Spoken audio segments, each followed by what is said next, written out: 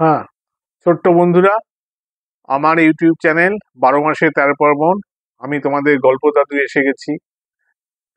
পুজো এই, শীতকালের এখন মজা তো চলছেই। আর নতুন করে কিছু বলবো না। খাওয়া দাওয়া, হ্যাঁ, হই হট্টগোল, পিকনিক, রসগোল্লা, পান্তুয়া, ছানার পায়েস, নলেন গুড়ের সন্দেশ, রসগোল্লা, তোমার জয়নগরের মোয়া, পিকনিক, এটা লেগেই রয়েছে। সেই সঙ্গে খেলাধুলা, ক্রিকেট, ব্যাডমিন্টন চলছে। সেই ফাঁকে আমি তোমাদের গল্প শোনাতে চলে এলাম। তোমরা আনন্দ করো, আমি একটু তোমাদের গল্প শুনিয়ে তোমাদের মনটাকে আর একটু চাঙ্গা করে তুলি। তা আজকে আমি তোমাদের নারায়ণ গঙ্গোপাধ্যায় একটা গল্প শোনাবো। সেই গল্পটার নাম পেঁচা ও পাঁচু গোপাল। এই গল্পটা নারায়ণ গঙ্গোপাধ্যায়ের লেখা হলেও এটা টেনিদা সিরিজের গল্প নয়, এটা টেনিদা ছাড়া গল্প। তাই তোমাদের এই গল্পটা আমি শোনাচ্ছি, যেটাতে টেনিদা নেই কিন্তু মজা আছে।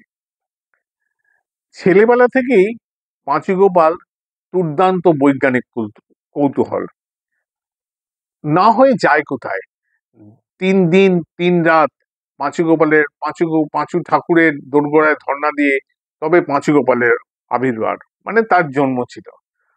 যখন জন্মেছিল তখন তার হাত পাগুলো ছিল ঠিক কাঠির মতন সরু সরু।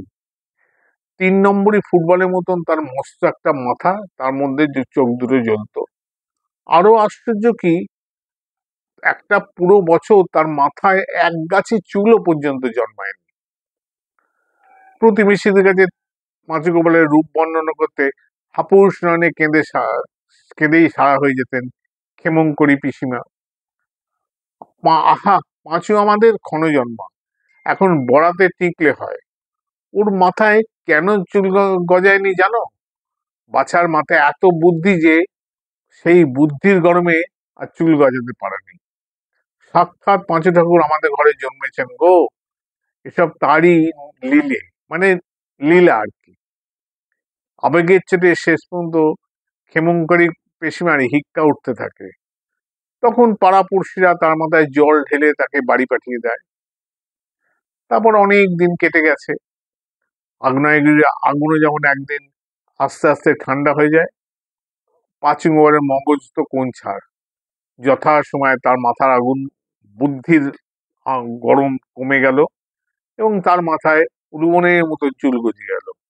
শুধু গজায়নি, সে চুল ছাঁটতে এখন পাঁচু গোপালের করকরে নগদ 2টি করে টাকা খরচ হয়। আর জুৎসই টেরি বাগাতে কোন দিকে না 2টি ঘন্টাখানেক তার টেরি বাগাতেই চলে যায়। অর্থাৎ চুলে সে প্রচুর তো কাজ করে। টেরি বাগিয়ে ঘন্টা 2 সময় লেগে যায় তার চুল আঁচড়াতে। কিন্তু এই টেরি বাগাতে গিয়ে যত ঝামেলা। রোজ স্কুলে লেট হয়ে যায়, আর লেট হতে হতে একেবারে ফেল ট্রেন নয়, ম্যাট্রিকুলেশন ফেল করে গেল। শুধু ট্রেন ফেল করা নয়, ম্যাট্রিকুলেশনে ফেল। পাক্কা 3বার ঠক্কর খেয়ে পাঁচু গোপাল এখন বৈজ্ঞানিক গবেষণায় রত হয়েছে। পোকা মাকড়, টিকটিকি, আরশোলা, পাখি, এসব তার গবেষণার বিষয়বস্তু। আর সেই গবেষণার চোটে স্বয়ং ক্ষেমংকরী পিসিমার হাঁড়ির হাল অবস্থা। কুঁড়ো ঝালির মধ্যে হাত দিয়েছেন, অমনি ফরফর করে এক এক ঝাঁক আরশোলা বেরিয়ে এসে করকরে ঠ্যাঙে তার গায়ে হাঁটতে শুরু করে দিল। পিসিমা তাই মাই চিৎকার। পাঁচু তার ঝুলির মধ্যে আরশোলা পুষতে চেয়েছিল। আর একবার ঘরে ঢুকে দেখলেন চারিদিকে দেয়ালে সুতোয় বাঁধা 7-8টা টিকটিকি ঝুলছে। একই রে মুখ পোড়া, একই! পিসিমা চিৎকার করে উঠলেন। পাঁচু একগাল হেসে বলল, ঘাবড়াচ্ছ কেন পিসিমা? দিব্যি বিনি পয়সার ঘড়ি, সারা রাত টিকটিক করবে। তোর ঘড়ির নিকুচি করেছে অনামুখো। হাতের কাছে একটা ধামা কুড়িয়ে পেয়ে তাই দিয়ে পাঁচুকে তাড়া করলেন ক্ষেমংকরী পিসিমা। কিন্তু যে ছেলে ছাই চাপা আগুন, তাকে ধামা চাপা দেয়া কি অত সহজ? রামচন্দ্র ততক্ষণে তুফান মেয়ের আসানসোলের পার, মানে একদম পাঁচু বেমালুম হাওয়া, এমন জোরে ছুটে পালিয়ে গেল। ক্ষেমংকরী পিসিমা, পিসিমার পাঁচু গোপাল আর পাঁচু গোপালের ক্ষেমংকরী পিসিমায় দুজনের আপন বলতে আর কেউ নেই। পাঁচুর জন্মবার অল্প কয়েক বছর পরে তার বাবা মা মারা গেলেন। নিঃসন্ধান বিধবা পিসিমায় তাকে পরম যত্নে পাঁচুগোপালকে মারণ করে থাকলেন। হাওড়া বাজেশিবপুরে ঢলা বলাই ঢ্যাং বলে লেনে ক্ষেমংকরী পিসিমার বাড়ি। পিসিমা পূর্বজন্মে বোধ হয় গোটা কয়েক হাঁড়ি চাচা ভাজা খেয়ে থাকবেন, তাই এই জন্মে একেবারে মোক্ষম গলা নিয়ে জন্মেছেন। গলা থেকে আওয়াজ বেরোয় না বেরোয় নিনাদ। আচমকা সে চিৎকার কানে গেলে রোগা পটকা লোকের হার্ট ফেল হয়ে যেতে পারে। লোকে বলে ওই গলা আছে তাই বাঁচোয়া। ক্ষেমঙ্গরী পিসিমা সাক্ষাৎ যক্ষী বুড়ি, তার টাকার ছাতায় পড়েছে, আধপেটা খেয়ে কাঁড়ি কাঁড়ি টাকা জন্মিয়েছে বুড়ি। এই গলা দিয়ে পিসিমাকে সে টাকা পাহারা দেন। পিসিমা বললে সে টাকা লাগবে পাঁচুগোপালের ভোগে। কিন্তু তার আগেই যা অবস্থা, পিসিমাকে জেরবার করে ফেলেছে পাঁচুগোপাল। ব্যাপারটা আর কিছু নেই, স্রেফ এই বৈজ্ঞানিক কৌতূহল। পাঁচুগোপাল বায়না ধরে বসছে সে পেঁচা পুষবে। পেঁচা? কথাটা শুনে আধ ঘন্টা পেঁচার মধ্যে বসে মুখ করে বসে রইলেন ক্ষেমংকরী পিসিমা। পাগল না পাহারাওয়ালা? পাঁচুগোপাল নাছোড় বান্দা। ওরে গোমুখ, একি তোর বুদ্ধি, একি এ বুদ্ধি তোর এলো থেকে? পেঁচা কি কেউ পোষে? শীষ দেয় না, রা পারে না, শুধু রাত দুপুরে হুদ্দুম হুদ্দুম করে ডাকে আর এমন বিকল আওয়াজ ছাড়ে যে আত্মারাম খাঁচা। আর ওসব চলবে না, ক্ষেমংকরী পিসিমা ঘোষণা করলেন। পাঁচুগোপালের মুখে চোখে বেরিয়ে এসে গভীর একটা সংসার বৈরাগ্য। পেঁচা পুষতে দেবে না? বেশ ভালো কথা, আমিও তাহলে ছাই মেঘে সন্ন্যাসী হয়ে হিমালয়ে চলে যাব। এ সংসারে কেই বা কার? বলে সে যে উদাস হয়ে গেল। শুনে কেঁদে ফেললেন ক্ষেমংকরী পিসিমা। ওরে এমন অলক্ষণের কথা বলিসনি। সংসারে তুই আমার, আমিই তোর। সন্ন্যাসী হয়ে তোর কোনো কাজ নেই বাবা। চাঁদ মুখে একরাশ দাড়ি মুখ দেখলে আমি সইতে পারবো না। তুই পেঁচা পোষ বাবা, বাদুরও পুষতে পারিস, চামচিকে পুষলেও আমার আপত্তি নেই, কিন্তু দোহাই বাপ ধর, পাঁচুগোপাল সন্ন্যাসী হোসনি। এতক্ষণে একগাল হেসেছে পাঁচুগোপাল। তারপর একটা লম্বা শীষ দিয়ে বেরিয়ে পড়েছে পেঁচার সন্ধানে। জোগাড় করতে অবশ্য খুব বেশি কষ্ট হয়নি। গলির মোড়ে বিড়িওয়ালা এসলাজ মিয়াকে আধ ঘন্টা পয়সা দিতেই সে একটা পেঁচার বাচ্চা এনে দিলে দমদমা থেকে। নতুন কেনা খাঁচায় নতুন পেঁচার ছানা নিয়ে বিজয় বাড়ি ঢুকলো পাঁচুগোপাল। পিসিমা পিসিমা! ক্ষেমংকরী পিসিমা তখন কুঁড়ো জালি জপ নাম করে চোখ বুজে টাকার হিসেব করছিলেন। পাঁচুর ডাকে চমকে উঠলেন। কিরে মুখ পোড়া, হয়েছে কি, এমন চেঁচাচ্ছিস কেন? পিসিমা চিড়িয়া আগায়। আনন্দের চেটে পাঁচুর মুখ দিয়ে হিন্দি বেরিয়ে পড়ল। চিড়ে? আবার চিড়ে দিয়ে কি হবে রে? এই তো একটু আগে এক ধামা মুড়কি খেয়ে গেলি। বলতে বলতে খাঁচার দিকে নজর পড়লো। ও মা গো, এ আবার কি গো? ওগো এটা পেঁচা গো, চিড়ে নয়, এই হলো চিড়িয়া। পিসিমার স্বরের অনুকরণ করে, মানে পিসিমা যেমন থুত্তুরি ভাষায় থুত্তুরি গলায় বলে সেরকম বললো, চিড়ে নয়, এই হলো চিড়িয়া। পিসিমা গলা অনুকরণ করে পাঁচুল গোপাল জানালো। মরণ! মুখ কুচকে পিছলেন। তোর মুখে তোর চিড়ে মুড়ি দিয়ে ধুয়ে খা। যত সব অনাসৃষ্টি, এইসব অনাসৃষ্টি কাণ্ডের মধ্যে আমি নেই। পাঁচুগোপাল লেগে গেল তার চিড়ে মুড়ি অর্থাৎ চিড়িয়া মানে পেঁচার পরিচর্চায়। আহা কি রূপ! রূপে একেবারে চারিদিকে অন্ধকার করে রেখেছে। সারা গায়ে ছাই রঙা পালক ফুলে আছে, থোবরা গোল গোল, ধারালো নখ, ঠোঁট, সমস্ত মুখটা এমন বিচ্ছিরি বিরক্তি যে মনে হয় পেঁচাটা বুঝি এই মাত্র এক গ্লাস চিরতা খেয়ে এসছে। আফিম করে মতন সারাদিন বসে বসে ঝিমোচ্ছে, এক আধবার চোখ মেলে দেখছে, তখন ভাটার মতন সে চোখ দেখে হৃৎকম্প হচ্ছে লোকের। কেউ কাছে গেলেই, ঝিমুনি ভাঙানোর চেষ্টা করলেই খ্যাঁচ খ্যাঁচ করে এক ঠোকরে একেবারে রক্তারঙ্গী কাণ্ড। তার আসল পরাক্রম প্রকাশ পায় রাত্রিবেলা। হুদ্দুম হুদুম হুদুম হুদুম দুম দুম হুদুম, সারা রাত জুড়ে সে চিৎকার ছাড়ে। একটা আগুনের গোলার মতন চোখ তার জল করে জ্বলে জলে খাঁচার মধ্যে সে পাখা ঝাপটা ঝাপটে উঠতে চেষ্টা করে। সারাদিন ধরে যেসব আরশোলা, ব্যাঙ, টিকটিকি, পাঁচু তার খাঁচায় রেখেছে, একটার পর একটা সেগুলো সে টপার গিলতে থাকে। এক একদিন পিসিমা ক্ষেপে ওঠেন। গেরস্তের বাড়িতে একই সৃষ্টি ছাড়া কাণ্ড রে! সাত জন্মে এমন কথা কেউ শুনেছে? জমের অরুচি পেঁচাকে বাড়ি থেকে আজই বিদায় করে ছাড়ব। পাঁচু আঁতকে ওঠে। সর্বনাশ, কি বলছো পিসিমা? পেঁচা তাড়াবে? তাড়াবে না? পেঁচা আমার কোন নাচ জামাই শুনি?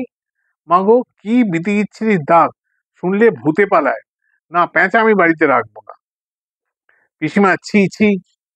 পাঁচুগুলো, জানো পেঁচা কে? কে আবার? দুনিয়ার অখাদ্যি জন্তুজনের প্রত্যুত্তর, মানে একটা জঘন্য পাখি। না পিসিমা, তা নয়। পাঁচু হচ্ছে থিয়েটারি ভঙ্গিতে বলতে থাকে। তুমি কি জানো না, পেঁচা হচ্ছে লক্ষ্মীর বাহন। যদি পেঁচাকে তাড়িয়ে দাও, লক্ষ্মী এসে কোথায় বসবেন? বরং পেঁচা ঘরে থাকলে তার পিঠে বসে থাকতাম, একদম অচেলা। এমন সুযোগ হারায় হেরিও না পিসিমা। সাধ্য পিসিমা, সাদা লক্ষ্মী পায়ে ঠেলে দিও না। অকাট্য যুক্তি। খানিকক্ষণ মাথা চুলকে পিসিমা দেখলেন এর প্রতিবাদ করা যাবে না। অগত্যা মনে মনে পেঁচার মৃত্যু কামনা করতে করতে পিসিমা ছাদে ঘুঁটে দিতে চলে গেলেন। পিছনে পাঁচু শীষ দিতে পেঁচাকে শোনালো, বড় বাবা আত্মারাম, নিতাই গৌর রাধের শ্যাম। পেঁচা, পাঁচু আর পিসিমার এমনি দুঃখে সুখে দিন কাটতে হলো। তখন ঘটনাস্থলে গুরুপুত্রের আবির্ভাব হলো। 7 পুরুষ আগে ক্ষেমংকরী পিসিমার কোনো এক আত্মীয় গুরুপুত্রের কোনো পূর্বপুরুষের কাছে দীক্ষা নিয়েছিলেন। সেই সুবাদে বছরে একবার এই গুরুপুত্রের আবির্ভাব হয়। 10টি টাকা, একজোড়া ধুতি আর পর্বত প্রমণ খাওয়া দাওয়া করে তারা বিদায় নেন। ক্ষেমংকরী পিসিয়া মনে মনে বিরক্ত হন, কিন্তু মুখ ফুটে বলতে পারেন না। হাজার হোক গুরুর বংশ, তাকে চটানো মানেই গোখরো সাপের ল্যাজ দিয়ে কান চুলকোনো। কখনো ফোঁস করে অভিসম্পাদ দিয়ে বসবে, ব্যাস, তাহলেই সর্বনাশ। সন্ধ্যেবেলা দর্শন দিলেন গুরুপুত্র। এর আগে যে বুড়ো আসতেন, এ তারই ছেলে। বুড়ো গুরুটি মোটের ওপর মন্দ ছিল না, কিন্তু গত বছর তিনি মারা গেছেন। তাই তার ছেলে এবার এসছে বার্ষিক প্রণামী আদায়ের ফিকিরে। ছেলেটির চেহারা দেখলেই বোঝা যায় এক নম্বর পাখোয়াজ। বছর 18-19 বয়স হবে।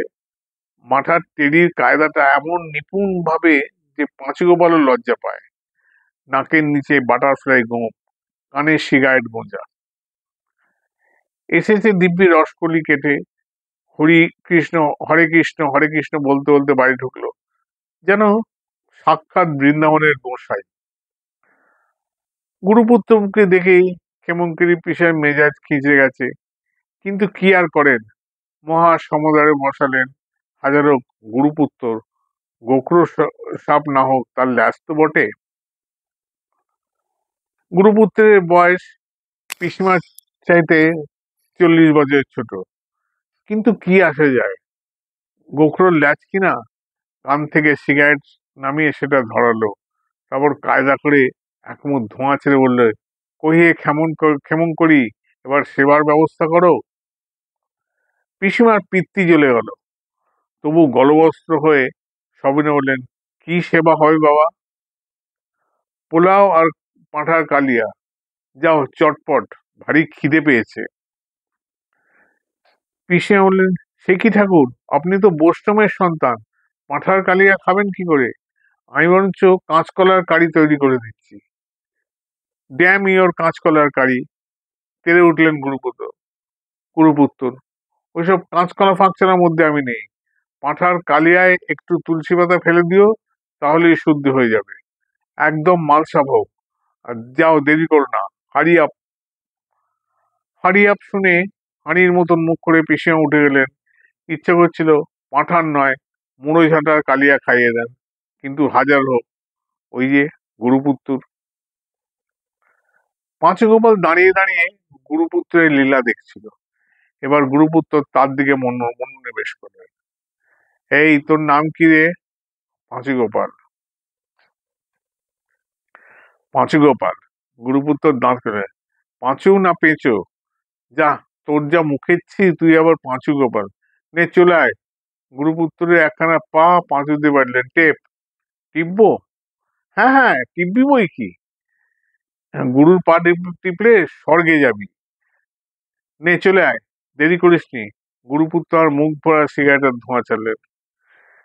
পেঁচোর মতন মুখ করে পাঁচু পা টিপতে বসলো। মনে মনে শকগত গুলো, আচ্ছা দাঁড়াও, পা টেপোটা তোমার বার করে ছাড়বো, তবে আমি পাঁচু গোপাল।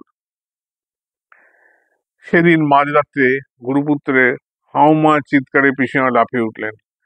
পাড়ার লোকজন লাঠি ঠেঙা নিয়ে তৈরি হলো। হই হই কাণ্ড। রাত্রিরে পেঁচাটাকে কে ছেড়ে দিয়েছিল কে জানে। গুরুপুত্র যেই গুটি গুটি ঘর থেকে বেরিয়েছেন, অমনি কোত্থেকে সেটা এসে তাকে আক্রমণ করলো। দুটো জল জলে আগুনের মতন চোখ দেখে আর মাথার উপর তিনটে ঠোকরকে একেবারে চিৎকার হয়ে তার পতন ও মূর্ছা। মাথায় 10 বালতি জল ঢালার পর তার চৈতন্য হলো। গোঙাতে গোঙাতে তিনি বললেন, ভূ ভূ ভূত। ভূত? ভূত না পেঁচা। পাঁচুর পাঁচুর পেঁচা। পাঁচুর পেঁচা, পিছিমা জানালো। হ্যাঁ, পেঁচা? ভদ্রলোকের বাড়িতে পেঁচা? গুরুপুত্র উঠে বসলেন। হ্যাঁ, পোষা। আবার সভায় জ্ঞাপন করলেন পিসিমা। পোষা? পেঁচা কেউ পোষে? গুরু চেঁচে উঠলেন। তাড়িয়ে দাও, একটু হলে আমার মহাপ্রাণ বেরিয়ে গিয়েছিল। পাঁচুর পোষা পেঁচা বাবা, ও লক্ষ্মীর ভাওন, ওকে তাড়াতে পারবো না। বেজার মুখে পিসিমা বললেন। তবে ওটাকে অন্তত খাঁচাতে আটকাও, গুরুপুত্র বললেন। নইলে আমি এ বাড়িতে এক দণ্ড থাকবো না, অভিসম্পাত দিয়ে চলে যাব। অভিসম্পাত? পিসিমা শিউরে উঠলেন। গোখরো সাহেবের ল্যাজ খেপে উঠেছে। ভয়ে ভয়ে বললেন, বাবা পাঁচু, তোর পেঁচা সামলা। পাঁচু নীরবে দেখছিল ব্যাপারটা। মন্দ হয়নি। পা টেপানোটা আদায় করা গেছে সুদে আসলে। পেঁচাটার দিকে হাত বাড়িয়ে ডাকলো, আয় আয় আত্মারাম চু। পেঁচাটা উড়ে এসে তার হাতে বসলো। কিন্তু গুরুপুত্র কেন পেঁচাকে সামলাতে বলেছিলেন, তার উত্তর পাওয়া গেল পরদিন সকালে। ভোরবেলা ঘুম থেকে উঠে তার টিকিও দেখা গেল না। সেই সঙ্গে দেখা গেল না পিসিমার বাক্সের নগদ 300 টাকা, একরাশ বাসনপত্র আর পাঁচু গোপালের এক জোড়া নতুন সিল্কের পাঞ্জাবি। বুক চাপড়ে কাঁদতে লাগলেন পিসিমা। হায় হায়, পেঁচাই ঠিক বুঝেছিল। কেন পেঁচাকে খাঁচায় বন্ধ করতে পেলাম? হায় হায়, পেঁচাই আমার ঘরের লক্ষ্মী। কেন পেঁচাকে আটকাতে বললাম? 1 বছর পরে হাতরাস জংশন, ওয়েটিং রুমের এক প্রান্তে বসে মথুরার ট্রেনের টিকিটে অপেক্ষা করছিলেন পিসিমা আর পাঁচুগোপাল। তীর্থ করতে এসছেন তারা। পাঁচুর হাতের ওপর পেঁচা ধ্যানস্থ হয়ে বসে আছে। ওয়েটিং রুমে এক পাশে দাড়িওয়ালা এক সাধু বাবা একদল গ্রাম্য লোককে উপদেশ দিচ্ছেন। কারো হাত দেখছেন, কাউকে তাবিজ দিচ্ছেন, কাউকে বিতরণ করছেন ধর্মোপদেশ। একটি দুটো করে টাকা জন্মেছে তার পায়ের কাছে। বেশ ব্যবসা ফেলেছেন সাধু বাবা। কেমন যেন খটকা লাগলো পিসিমা। সাধু বাবার গলাটা চেনা, কোথায় যেন শুনেছেন, কিন্তু মনে করতে পারলেন না। কিন্তু পেঁচাটার মনে পড়লো। ওয়েটিং রুমের উপর থেকে দিনের আলো নিভিয়ে যেই সন্ধ্যের অন্ধকার নেমেছে, অমনি গা ঝাড়া দিয়ে উঠলো পেঁচাটা। চোখ দুটো দপ দপ করে জ্বলে উঠলো তার। হঠাৎ হঠাৎ করে উড়ে গিয়ে প্রচন্ড বেগে কয়েকটা ঠোকর মারলো সাধু বাবার মাথার উপরে। সাধু বাবা হাই মাই করে উঠলেন, হট্টগোলে ভরে গেল ওয়েটিং রুম। আর সেই গোলমালে সাধু বাবার নকল দাড়িও খসে বেরিয়ে পড়লো। আরে, এই তো সেই গুরুপুত্তুর। পুলিশ এসে বলল, সাধুর ঝোলা থেকে বেরোলো শীত কাঠি, সেই সঙ্গে বেরোলো এক গাদা চোরাই মাল। দুজন শিষ্য যে ছিল তারাও ধরা পড়লো। জানা গেল তারাই অঞ্চলের দুজন নামকরা দাগি চোর। পেঁচা ততক্ষণ ভালো মানুষের মতন পাঁচুকে বলে হাতে এসে বসেছে। সম্প্রতি ইউপি গভর্নমেন্ট ক্ষেমংকরী পিসিমকে একখানা চিঠি দিয়েছেন। সেই চিঠিতে জানানো হয়েছে তিনটি নামকরা চোরকে ধরিয়ে দেওয়ার জন্য পাঁচু গোপালের পেঁচাকে একটি সমান মেডেল আর এক বাক্স নেংটি ইঁদুর পুরস্কার দেওয়া হবে। তা বন্ধুরা, পেঁচার জন্য নেংটি ইঁদুর পুরস্কার পারলো, আর পিসিমার জন্য সোনার মেডেল। এই গল্প তোমাদের কেমন লাগলো জানাবে, লাইক করবে, কমেন্টস দেবে, সাবস্ক্রাইব করবে, আর অবশ্যই শেয়ার করবে। আজকের মতন টাটা, আবার অন্যদিন দেখা হবে।